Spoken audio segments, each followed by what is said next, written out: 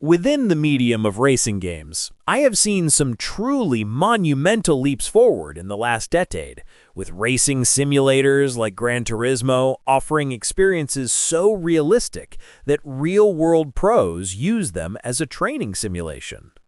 Then, on the flip side, I have seen more arcade-centric racers like Need for Speed, Forza, and Trackmania, offering all sorts of high-octane fun for petrol heads. However, throughout this period, there has been one glaring omission from the head table, a series that dominated the 2000s, only to bow out on a high, never to be seen again. I am of course referring to the mighty Burnout series. Burnout was the perfect blend of arcade racing, destruction derby carnage, and in the case of Burnout Paradise specifically, open-world freedom, which is something Wreckreation seems to agree with wholeheartedly, as it is a game that undeniably wants to pick up where Burnout Paradise left off and take the wheel. It's something that, on paper, I love the sound of. A game that will fill the void and bring Burnout back, albeit under a new name. However, I could never have anticipated just how blatant the attempt to cash in on Criterion's past successes would be. Can I copy your homework? There's literally only one place that I can start, and that's by further examining the comparison between this new entry to the world of racing and the early 2010s smash hit Burnout Paradise. To say that the similarities are uncanny would honestly be downplaying it. This is perhaps to be expected, as Three Fields Entertainment is an offshoot of Criterion, with many of the developers who made up that team coming together at this new company. But even if that is the case, you do expect some sort of innovation and growth. To be clear, it's not a cheap and cheerful copy. It gets most of the core mechanics right, but misses the mark just enough to make it a second-rate Burnout Paradise clone. For all intents and purposes, this game is Burnout Paradise. Yes, the game offers a new map to explore and some new online features, but just about every single core feature of this game has been lifted from Paradise City and repurposed here. Usually, I would only have one or two similarities to hang my hat on, but here, I'm spoiled for choice. The game uses the same license progression system, where you win races to raise your rank. It allows you to shut down cars on the map to claim them as your own, and it offers billboards, smash gates, and stunt jumps in the form of collectibles. But oh, I'm not even close to done. The game also offers road rules under the new name Wrecklords. It has the exact same race types as Burnout Paradise, such as standard races, stunt runs, and road rage. Plus, the game even has practically the same UI as Paradise, complete with a cringy radio DJ narrating your experience. I'm all for games serving as your inspiration as a developer, as riffing and tweaking former greats can lead to some of the most unique yet familiar games you'll likely ever come across. However, this is so blatant and thoughtless that I wouldn't be surprised if a lawsuit formed off the back of this release, as after all, EA still owns the rights to the prolific arcade racer. There's been no attempt to innovate, no attempt to improve upon the formula crafted over a decade ago, and not even any attempt to add superficial tweaks to offer a different vibe, tone, or unique style to the action. Which left me perplexed, because I liked what was happening on screen. The fast-paced action, the collectathon open-world exploration, and the steady progression while in perpetual motion. But I can't seem to give the game any credit to the developer here, because none of this is new. Flattered, but not impressed. As the old adage goes, imitation is the highest form of flattery, and while it's true that some of these developers actively worked on the game they are now trying to reclaim as their own, albeit under a different name, there seems to be a real disconnect between what made Paradise so phenomenal and satisfying to play. It almost seems like they have some pieces of the puzzle, but some seem to be missing from the box. Perhaps this is down to some missing figureheads from the old Criterion team, as I'm sure if they sat down with this one, they would immediately poke holes in the flimsy fabric, just as I'm about to. I'll hammer it home again. This is basically just Burnout Paradise. But it's also important to mention that while their attempts to recapture the magic of Paradise City and its gameplay have been pretty successful overall, there are many minor details that drag the whole experience down. To be clear, It's not a cheap and cheerful copy. It gets most of the core mechanics right, but misses the mark just enough to make it a second-rate Burnout Paradise clone. For example, the driving within this game feels extremely boxy and rigid, which Burnout was somewhat guilty of as well, but the balance was always refined enough to offer maneuverability that felt realistic and fair within the confines of the game's physics engine. The same cannot be said of Wreckreation, as taking corners at speed can either offer little to no G-force at all or send you careening into a bollard with no attempt to turn at all. Then, if you want to drift or flat spin on ramps, you'll either do a 1080 freak of nature spin or fall limp off the side. This choppy translation of Paradise's core mechanics also rears its ugly head in certain races. Take the road rage challenges, for example. The developers have fundamentally misunderstood what made these races work, as players almost never have time to take down enough drivers, as rivals don't repopulate frequently enough, and there is no rubber banding in place to keep you in the thick of the action. Even the navigation present in this game is subpar by comparison, and that's saying something, as Burnout Paradise's navigation was irritating to say the least.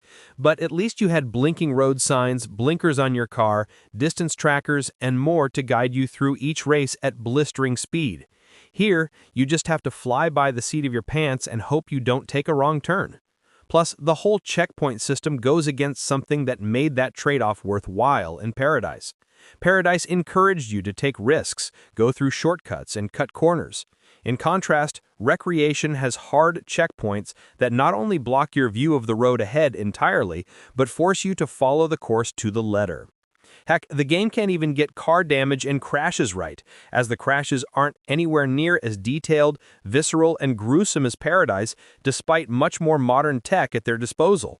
Yet they are presented as if they are, making each crash feel less like an untimely spectacle and more like an irritating pain.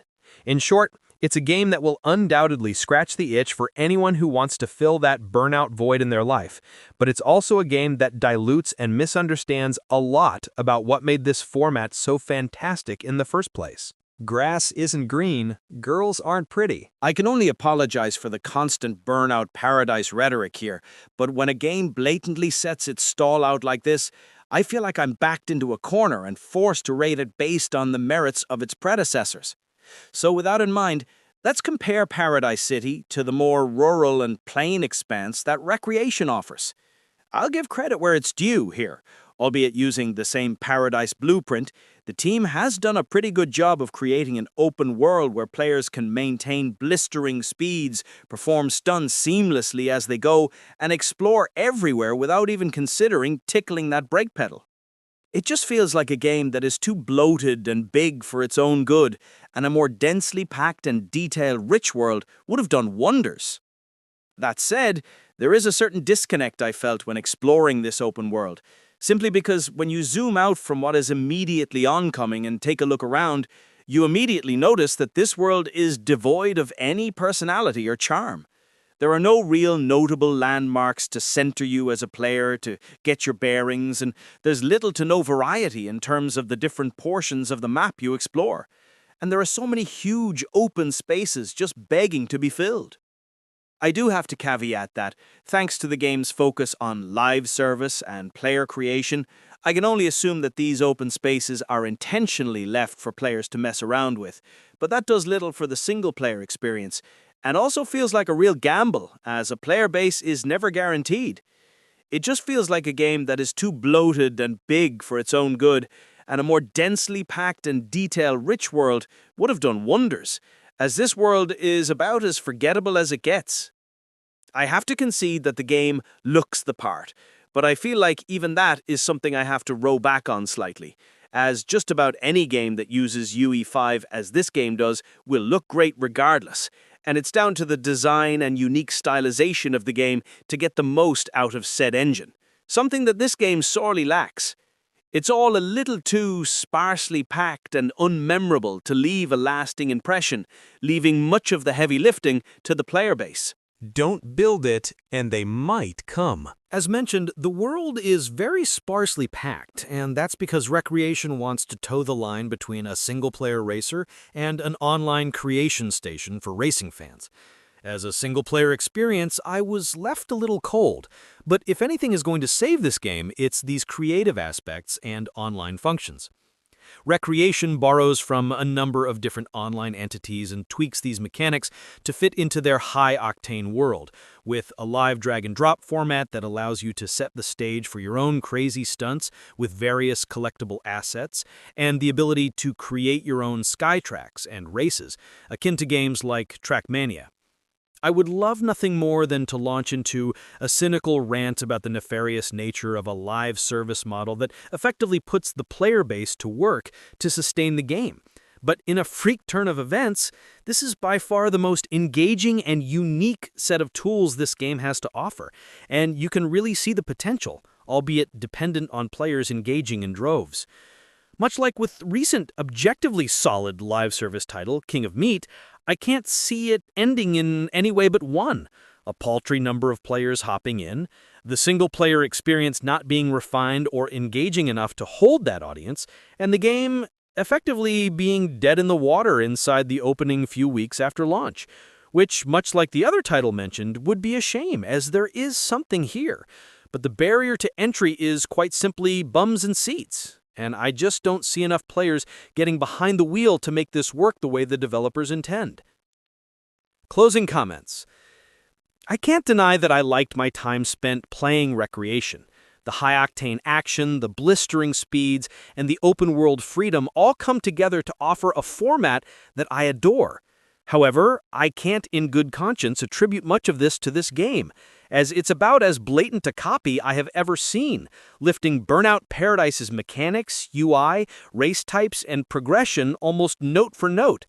Yet, in many ways, the game fails to capture that same lightning in a bottle, with shoddy recreations of many aspects of its inspiration. The only unique thing this game has to offer lies within the creation and online functionality, but due to the lackluster and uninspired single-player core this game offers, I don't think these admittedly interesting features will be enough to get many potential fans behind the wheel.